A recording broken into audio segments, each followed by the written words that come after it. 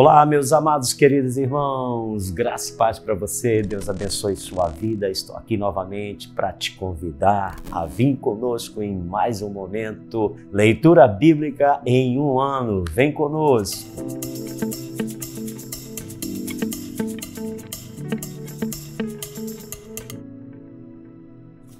Graças a Deus, estamos na reta final, finalizando esse propósito tão maravilhoso, tão especial. Espero que você esteja gostando, continue firme aí conosco nessa perseverança. E hoje nós queremos meditar um pouco sobre o Salmo 115. Olha só como que esse salmo é um dos salmos tão poderosa, e eu quero ler aqui na minha Bíblia, NAA, uma linguagem excelente. Já te fiz recomendação dessa Bíblia, mas quero continuar a te recomendar. É uma Bíblia de estudo que vai te ajudar. Eu creio que no ano que vem você vai estar com essa Bíblia de mão, fazendo a sua leitura bíblica já um pouco mais evoluída e enriquecida para a glória de Jesus. Olha só o que ele diz: não a nós, Senhor, não a nós, mas ao Teu nome dá glória por amor da Tua misericórdia e da Tua fidelidade.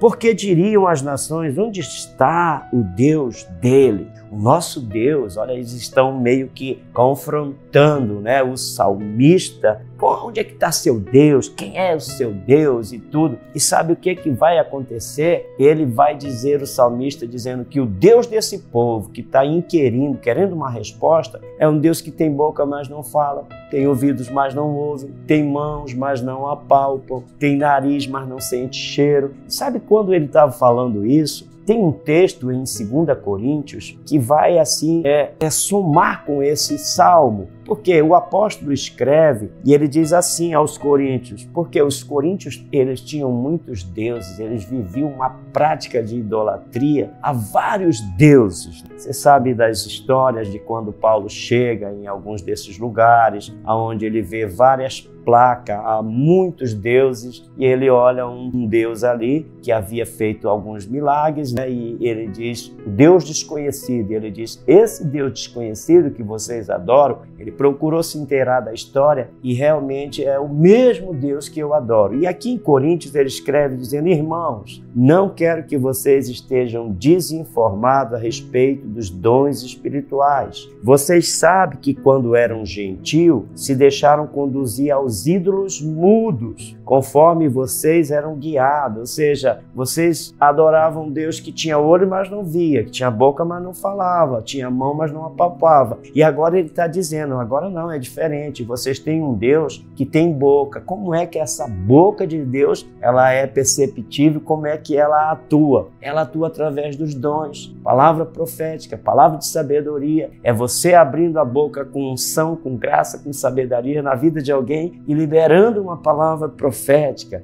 Como é que esse Deus se manifesta? Através dos dons. Ele diz que antes vocês serviam a esses deuses que tinham ouvido, mas não ouviam. Agora você ouve através de uma impressão que o Espírito Santo traz para você e ele te leva a revelar essa palavra de conhecimento na vida de alguém. Os dons começam a fluir. Paulo está dizendo, eu não quero que vocês sejam ignorantes. Qual é o mal do ídolo? É a ignorância, porque a pessoa está ali achando que está fazendo o correto, mas mal ele sabe que está adorando um Deus que não tem vida. E não é porque, não por maldade, mas muitas das vezes porque não tem conhecimento. E Paulo está trazendo aqui para os coríntios o conhecimento, e esse salmo, juntando com esse texto de 1 Coríntios 12, 1 Coríntios 14, você vai ver que eles vão enriquecer muito esse salmo. Agora aí do salmo você dá uma chegada aí até Isaías, capítulo 20 e 22, talvez eu me detenha um pouco mais no 20, porque é uma coisa mística, né? O ato profético a qual aqui Isaías vai cumprir. Eu quero ler com você porque às vezes a gente tem assim aquela ideia de que o profeta é o cara,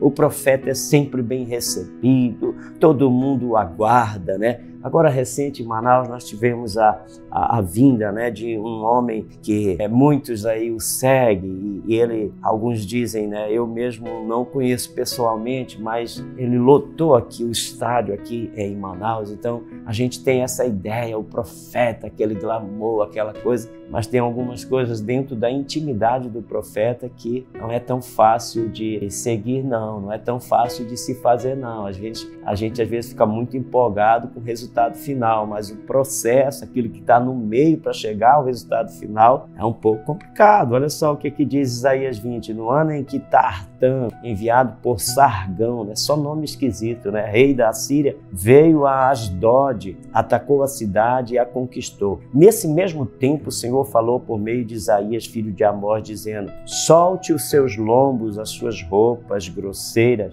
e tire as sandálias dos pés. Isaías fez isso, passando a andar despido e descalço. Olha a situação dele, totalmente despido e descalço. Dizem que foi mais ou menos 1 ano e meio que ele teve nessa forma de andar. Eu não sei você, mas tem horas assim, a gente não é místico, a gente crê no profético, sim, crê nesses atos, mas poxa, foi um desafio, né? Imagina Deus pedindo algo dessa natureza para ser feito. A bem da verdade é que muitas vezes os profetas caminham nesse manto, né, de uma coisa que é meio que um enigma, de uma obediência, de uma confirmação íntima, uma voz, uma impressão lá dentro do interior, dando certeza que aquilo ali vai funcionar. Às vezes parece loucura, mas a Bíblia diz que o Evangelho é loucura para aqueles que não crê, mas para aqueles que crê é a salvação. Graças a Deus. 1 Tessalonicenses, capítulo 4. Essas cartas são 2 cartas escritas pelo apóstolo Paulo e ele faz questão de deixar claro que essas cartas ele mesmo escreveu e fez questão de autenticar de próprio punho, né? Como ele diz. Por que ele fala disso, dizendo essas questões?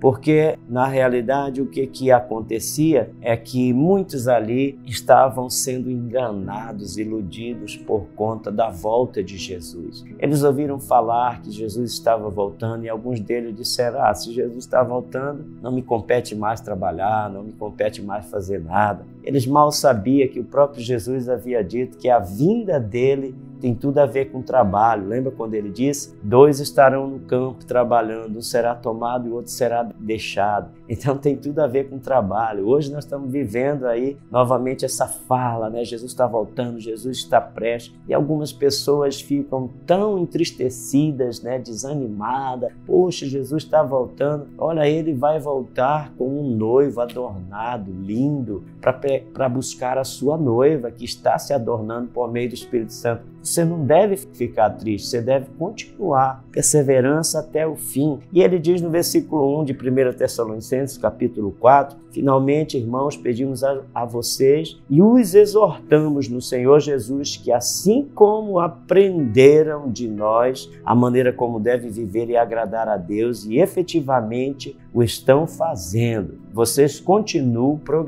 progredindo cada vez mais, porque vocês sabem quantas instruções demos a vocês da parte do Senhor Jesus, pois a vontade de Deus é a santificação de vocês que se abstenham da imoralidade sexual. Ou seja, alguns ficavam tão cheios de temor, queriam parar tudo, e ele diz: não tem que parar as coisas, tem que continuar na palavra, tem que continuar seguindo as exortações, os conselhos, porque senão vocês vão trilhar por um caminho que não vai ser legal. E ele diz no versículo 4 que cada um de vocês saiba controlar seu próprio corpo em santificação, porque vocês são a noiva de Cristo, vocês devem se adornar de santidade, de beleza de santidade, de graça, de maestria do Evangelho, não com desejos imorais como os gentios que não conhecem a Deus, e que nesta matéria ninguém ofenda nem defraude o seu irmão. Ou seja, vocês se tornarão peritos nessa matéria de viver uma vida pura, de não